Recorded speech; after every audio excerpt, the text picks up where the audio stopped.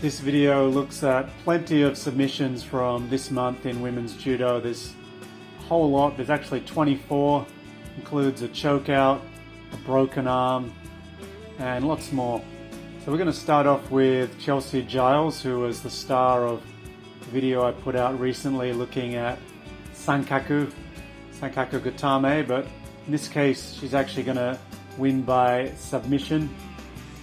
And she got the submission quite quickly in the final.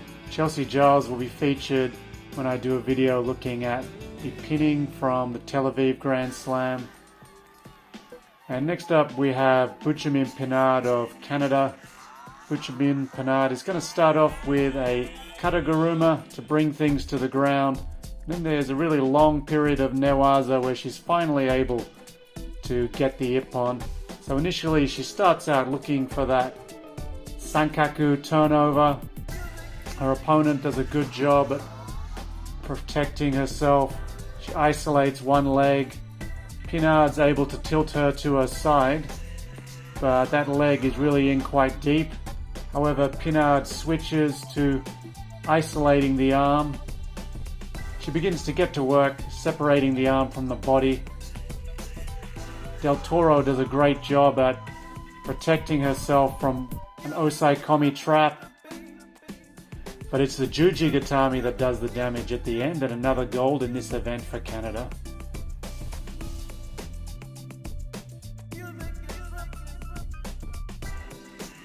Now, Ferreira of Brazil really put on newaza's show in Tel Aviv. In the bronze medal contest, her opponent tapped out just in the nick of time. She really was a bit dazed and confused after this.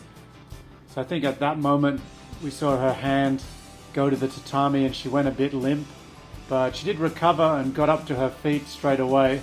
She certainly was quite wobbly on her feet. We will have a look at someone being choked all the way out in a moment. But first, here is Ferreira's other win by submission in this division. She won by juji-gatame against the number one seed this event, Milani of Italy.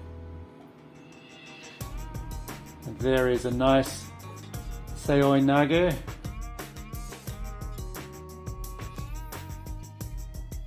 She gets a choke here, and I think by the time she locks her legs together, her opponent is already unconscious. Pinot gestures to the referee that it's over. But the damage is well and truly done. She tries to pick up her opponent's leg to assist her. The ref says, no, you can't do that. They bring in a doctor to come and lift the legs for her.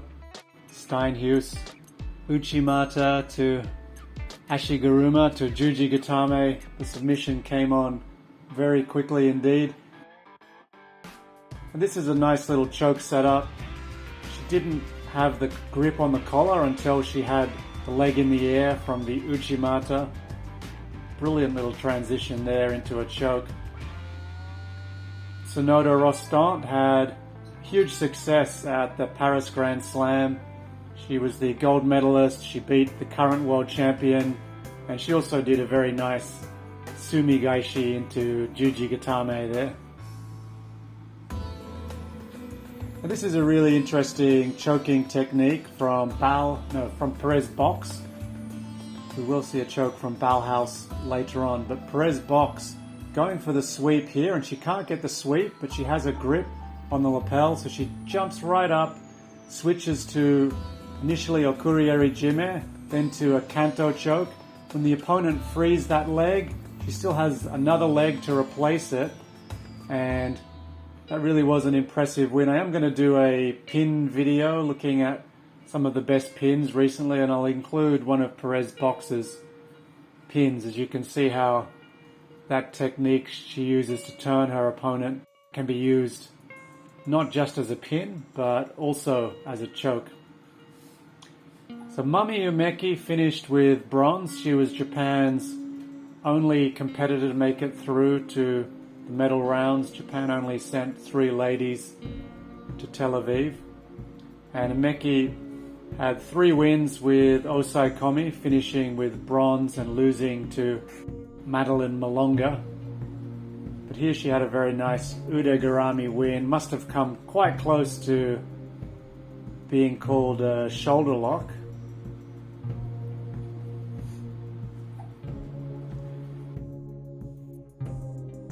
Next, we've got 2 in a row from Polish juji-gatame specialist Angelika Szymanska.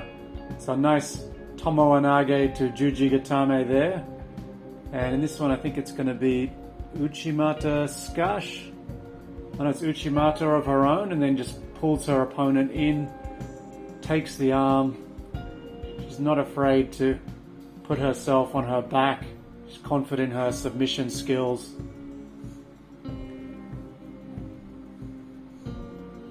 Cuban Ordelin Garcia gets to the collar.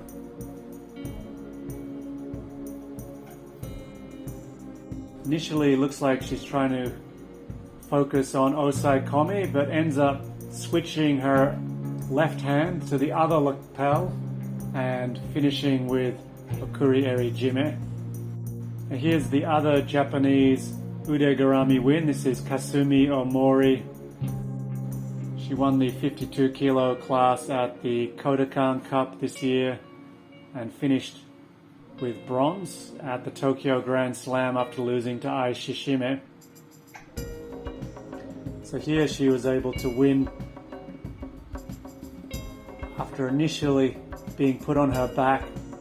She won the ude-garami battle in this one and really did extend that arm well behind the back. Her opponent had to submit. Here's Ballhaus, who we saw getting choked earlier, choking girl from Turkmenistan.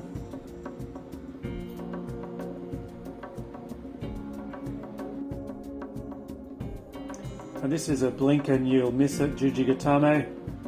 Throw, and the arm's right there. This one had a head clash, but strangely it seemed like the girl in white finished with a nosebleed at the end of this one.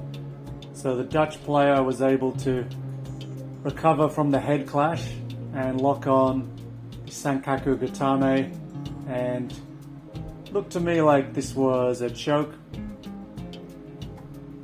Someone was asking in the comments, what is it that makes this technique a choke? I would say it's hip positioning. You want that hip positioned close to your opponent's head. You want to flex your legs so that your heels are coming towards your own buttocks, like we see here.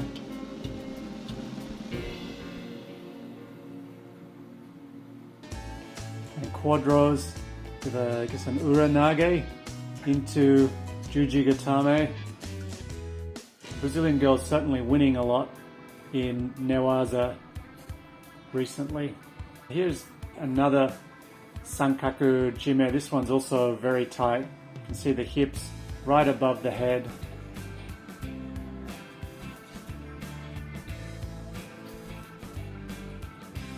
It did take her some time to turn the girl from UAE. I'm guessing the girl from UAE is a Mongolian.